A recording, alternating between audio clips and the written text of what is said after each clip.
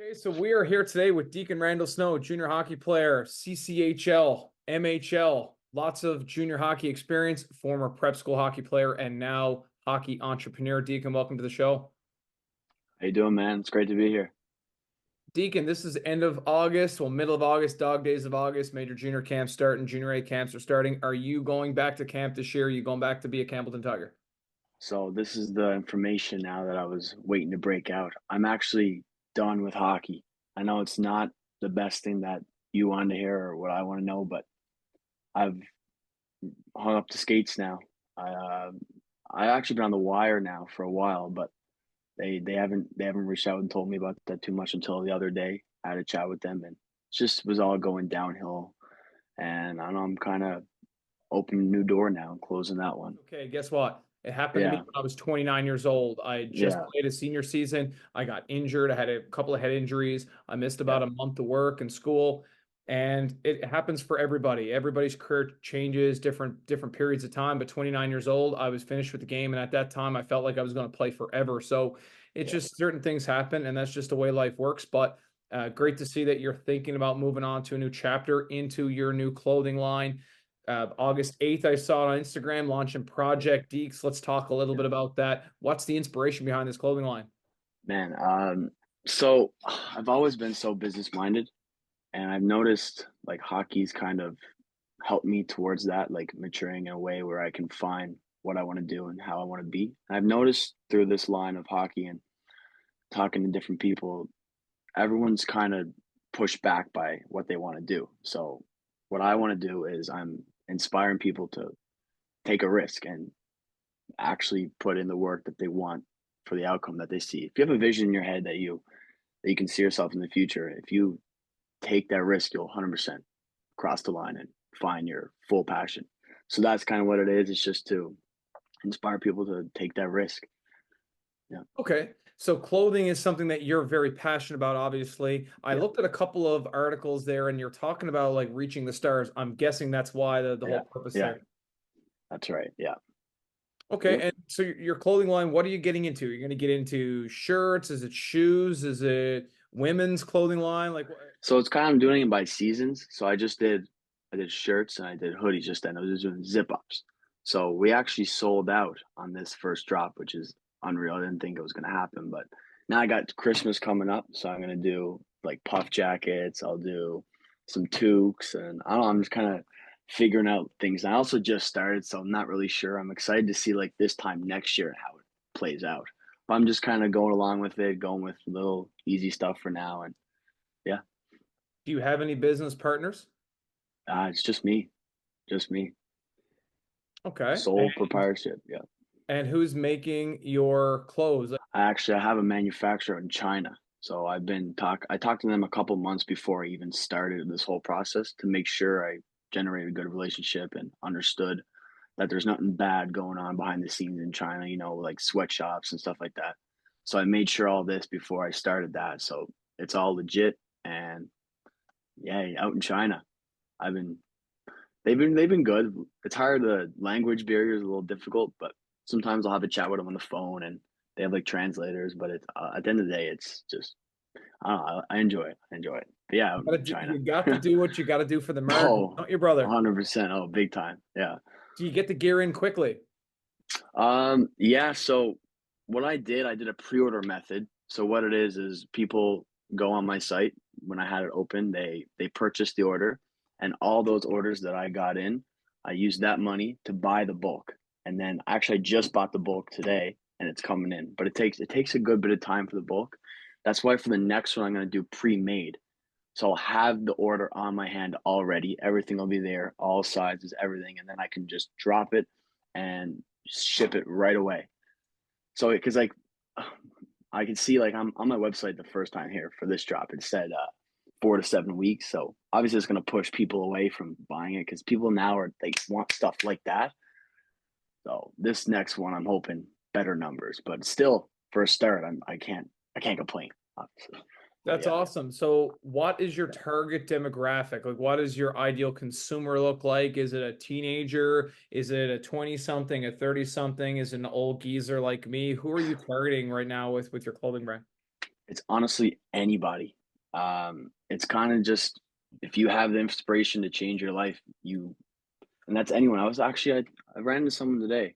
Um, he worked at a paramedic. He was a paramedic for 15 years and just started his own brand. He's 35, I think he said he was, and it's just any audience. If you want to wear it and its sizes are good, I only had a certain amount of sizes this time, but next one will be like for kids too. I got a bunch of kids that don't want to wear it, so it's honestly anybody who wants it, Hey, listen, 100%. my closet is generally a little bit outdated. I mean, I'm talking to one of the guys that works with us, Nick Dyson. He's 21 years old, playing the M Yeah, show, and he's yeah, telling me my shorts are too shorts, or sorry, not yeah. too short, too long. Too So I'm long. Yeah, going through, getting the shorts out and measuring them a little bit too long there in yeah. the knee. So I might need some new clothes, man. I might have to update my wardrobe with Project Dekes gear. So Yes, man. would love to give you a hand. So we're going to pivot back to hockey, not talk about so Yeah. much about playing, but talk a Mm, little bit about the Maritime League, specifically Campbellton. You mm. played there for a little while. Just talk about the place, the town. Is it as French and as Francais as everybody says it is? It is very French there, but Campbellton, it was a big change going from Hawkesbury to Campbellton. Not language wise, because Hawkesbury was also French, but Campbellton it was a different kind of French. Like I understood the people in Campbellton, Hawkesbury, I don't understand anything. But this experience now in Campbellton, it's been unreal. I find this maritime league, the people are more genuine here. They actually they actually want you to succeed, especially the people. The people they don't have big egos. We're all brothers. We're all actual close and yeah, no, it was a good experience. I found it was a little rough though that our coach was GM and head coach. That probably was a little difficult to run those two roles. Um, the team wasn't too bad. We were young. We were really young last year. And this year there's another 20 goalie this year. So I just decided to step away, unfortunately. No, that's But perfectly fine. And yeah, I going from my experience of playing, I played yeah, in CC. I wasn't the CC back yeah, then; it was called the CJHL. I right. played in Pembroke for a year, and I would agree with that. Is the Maritime League? The people are a little bit different. I Yeah. found even guys on my own team when I was playing in Pembroke, they would steal my points. I mean, you were like, I just scored a goal in Canada, and they're announcing that Sean Mm, Roach scored the goal, and I'm thinking like, I mean, he went over to the ref and mm, to snake a point, really, like to snake a goal. mm. And back then there wasn't video review. It wasn't like the QMJHL where like you Yeah. can't do that. You wouldn't even be able to. It's too professional of a league. But back then, literally, it'll even show that I had say 5 or 6 goals my first year, but I had more than that. Just guys would go over and say that they scored the goal. They could, man, I tipped that, I swear. That's But right. hey, that's Yeah. just the industry. Yeah. Sometimes, especially back in the early 2000s, the video quality there was Mm. no video, so Yeah. Yeah. definitely a different era back then. You Oh, grew up yeah. in St. John's and you Mhm. moved away at a young age to pursue prep hockey. Let's go back and say if you could do it all again, would you have stayed home for longer or would it be something you do exactly the same? I'm gonna be honest, man. Leaving in grade 8 probably was the best decision I made. I don't think I'd be the person I am today if I didn't leave. I guess grade 8 was a little early. Maybe I would have stayed home grade 8 and left in grade 9. But it has matured me and shaped me as a person whole. Not even the hockey part, just rules, like every aspect of being out on your own, trying to live on your own with people like-minded around you. It's just been unreal. OHA was a great start. I recommend it for people young. It's a great start to get out, uh, get out of your comfort zone and surround yourself with because it's all hockey people there. But I wouldn't change.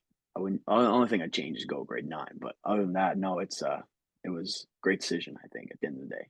Yeah, grade 8 is early. Yeah. Looking at it, I generally like people ask me when do you think is a sweet spot of time to go away, Andrew? And my suggestion to people would be grade 10 if you are going to Yeah. do it, Yeah. just because, grade 9, I still think there's a lot of great hockey to play, male Mhm. or female. You can still play the double A. Don Johnson League here is excellent. The triple Yeah. A system now with the new 3 teams in the city, I think is going to be even Mhm. better because you're going to get a better game for everybody across the province. I think it'll be well, you could say a little bit more watered down, so to speak, Yeah. but I don't really believe that. I think you give some younger guys a chance to play up. And it also makes the teams outside the overpass a little bit stronger because the city teams, you have 3 teams instead of 2 like they had last season. Right. But I think it's going to Yeah. be great development for players here in Newfoundland and Labrador.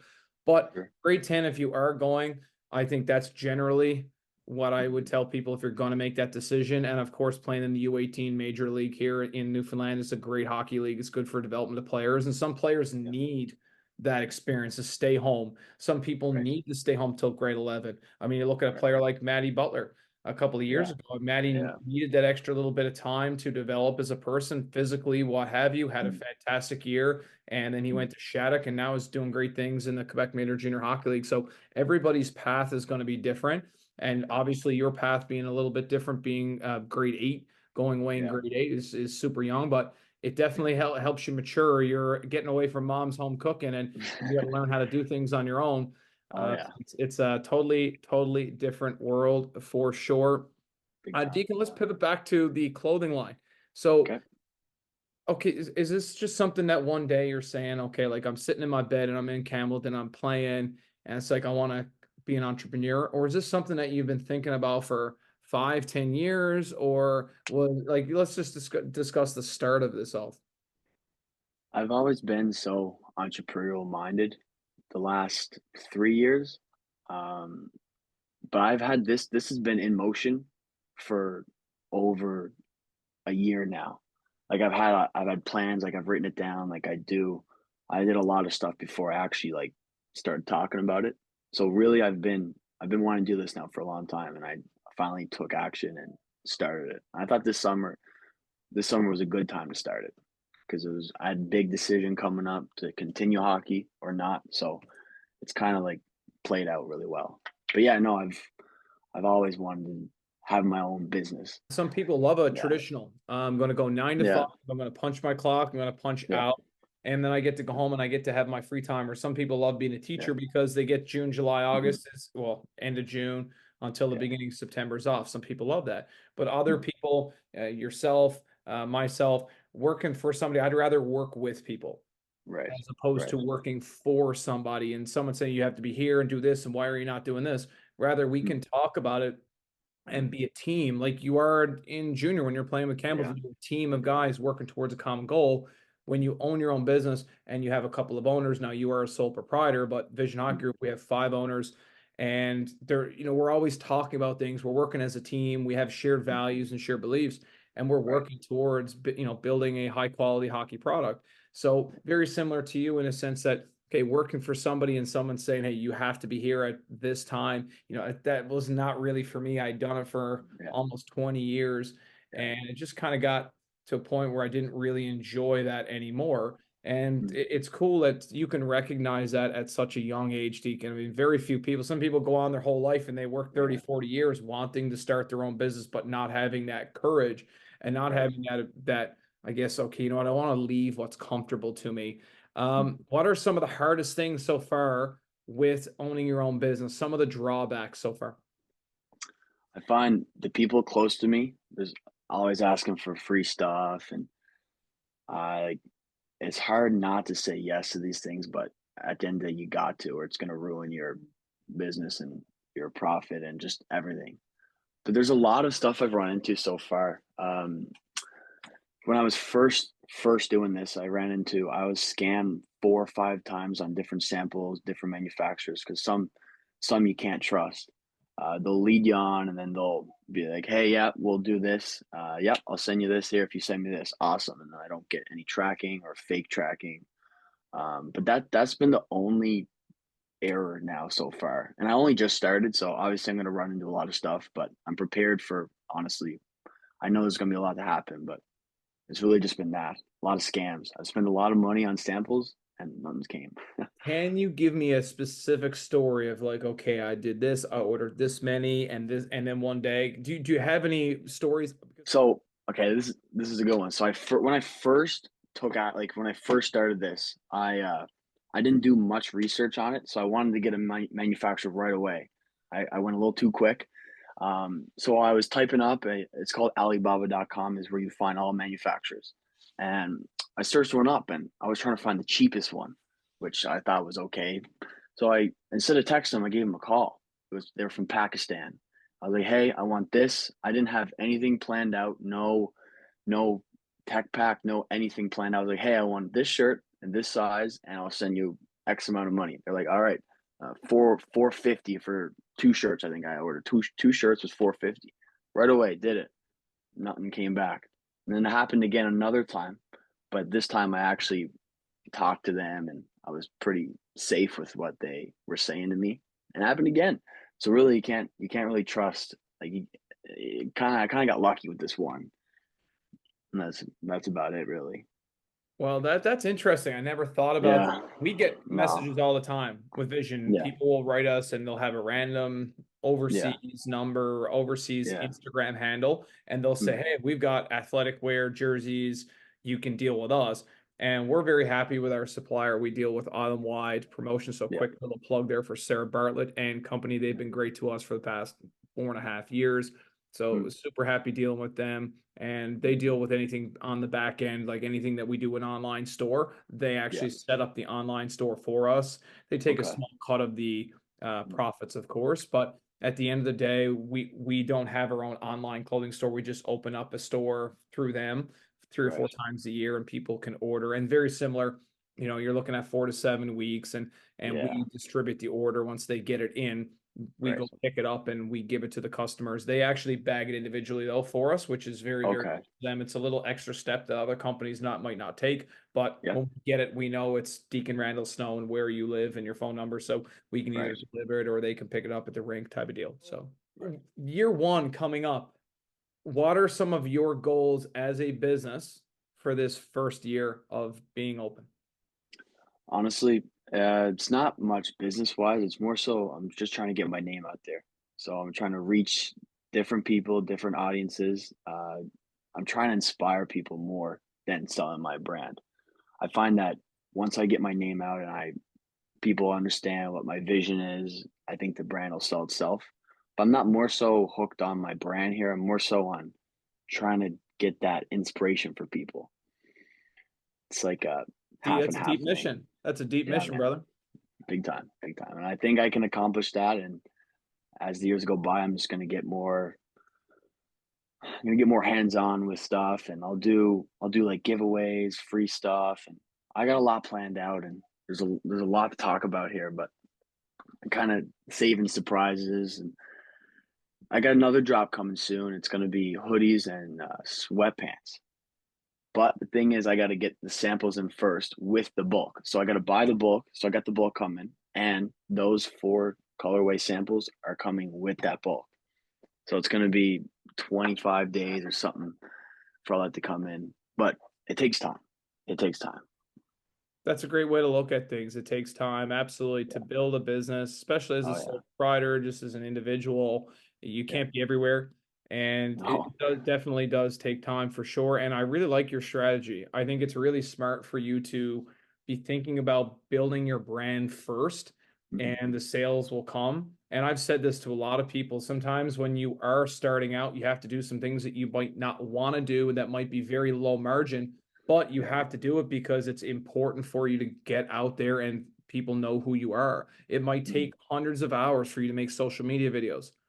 I know you're, Yeah. yeah, like Oh because yeah. you don't have that capital to be No. able to hire someone at a couple of $1,000 a month to Yeah. work for you to do social media. It has to end up being something that you're going to bootstrap and do on your own. So, but you want to make the videos cool. And Yeah. that's going to be part of your brand. You want to be cool. That's the demographic of person that you want to, someone that Yeah. has that same mission and same Yeah. values as you. So unless you run a business, you don't really know how much time that it takes, whether It's it be the accounting behind the scenes, whether it be yeah. the any type of bookkeeping, whether it be you had to Yeah. go pick something up, the driving to go pick it up and come back, that time Yeah. that's never ever really No. talked about, is it? No, but I do find though that this time that I spend doing it is just gonna accomplish a lot. So I kind of, but like I'm also I'm flat out working too. I do work 9 to 5 right now, and so what I'll do, I'll get up extremely early, work on my brand. I'll go to work, I'll come back, and I'll make. Sometimes I don't get time to make videos, but I have videos saved already. that I have and to put it in there. But it is hard to manage time. That's one thing that I'm slowly trying to learn is time management here with all this. But it's going pretty good, man. It's exciting. Yeah, yeah. Okay, well, let's dive into one sentence answer game. You Okay. ready? Yep. All right. So, are goalies weird people? Big time. I figured most goalies would even say, yeah, you got to be a unique person to get Oh in yeah. a puck that's going 90, Yeah. 95 miles an hour and be comfortable without flinching at all and being Oh like, yeah. with it, let's go, that's got to hit me. You got to See, be. we enjoy it though. We enjoy it. That's the crazy part. Second question, have Yeah. you ever gotten hurt with a shot? Yes. Yeah. Got one to the neck one time. Just one time though. Yeah, collarbone happens a lot. Right to the collarbone. Best rink in the M show is what?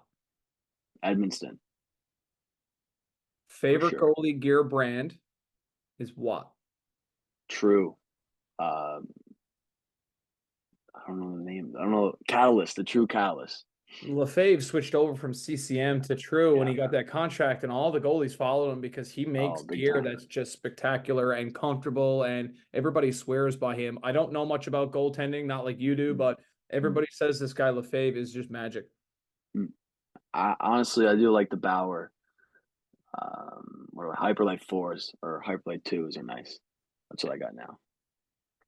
One pregame ritual: Mac and cheese before every game. put ketchup on there. Yep. Yep. I feel like sometimes with the mac and Bit of cheese bacon dressing or too. something, man, you got to put a little bit of ketchup on there, and Yeah. it doesn't have to be Heinz. A lot of people, former girlfriends, been like, "You don't have Heinz in your fridge." I'm like, "No, let's not just go with the cheap brand from Sobeys." Like, yeah, man, that's it. So, do you talk to your posts? See, this is a part of the crazy goaltending thing. Yeah, I do. Every now and then, if a puck gets a post, I'll say thanks, appreciate you. Yeah, Hey, yeah, listen, they keep it out yeah. sometimes, and sometimes it just bounces the wrong Oh way yeah, for oh sure, yeah, right? So, yeah. a nice hockey jersey or a nice t-shirt. I gotta go with a nice hockey jersey, man. Are you a But collector of jerseys? no, but I do have my draft jersey in my room, and that's the only jersey I'll ever keep in here. Bakemo? Yeah, yeah, Could yeah. Jeremy Kavanaugh be a runway model for Project Dekes? Hmm. We'll have to do some interviews with him, and we'll see. Yeah. He's got to No, fit let's in with get. the company culture, That's but man, right. just like if you're That's ever right. going for like He needs the the aesthetic for it. masculine male line, like you're Yeah. looking for like the lumberjack line, I think he could definitely sell your lumberjack line. When he gets that beard going, you could put a few like birds and stuff like that in there. I'll do a redneck drop, and we'll have him on the go. Oh, 100, absolutely 100%. Yeah. Let's dive back into that Bakemo. You were drafted in Major Junior. Do you still follow the drafts? Do you still look at that and something that you check out online? Oh, for sure, all the time. I'm always looking at it. My original goal was to go play in the queue, but COVID really ruined everything. I had to go quarantine for 2 weeks, and I was already committed to RNS. And then if I went to Bakemo and tried out, which I wasn't for sure to make it because they had that Olivier Ciarlo, who was drafted second round before me. So it was kind of a gamble. I wish I took the risk, but I played it safe because I ended up wanting to go to D1 after. So I was just lost in my thought and what I wanted to do. But I wish I did go to the queue. Just COVID was rough. You Yeah, guys had a really, really tough stretch.